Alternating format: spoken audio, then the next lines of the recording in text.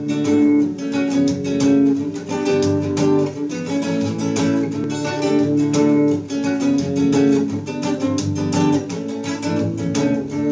natureza pede socorro e ninguém quer fazer nada.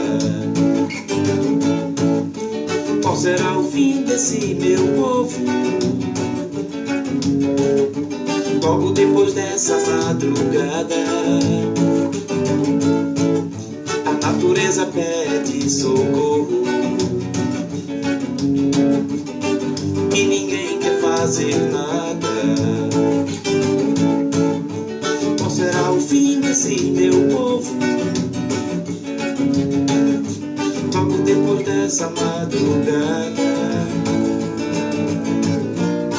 o futuro está bem perto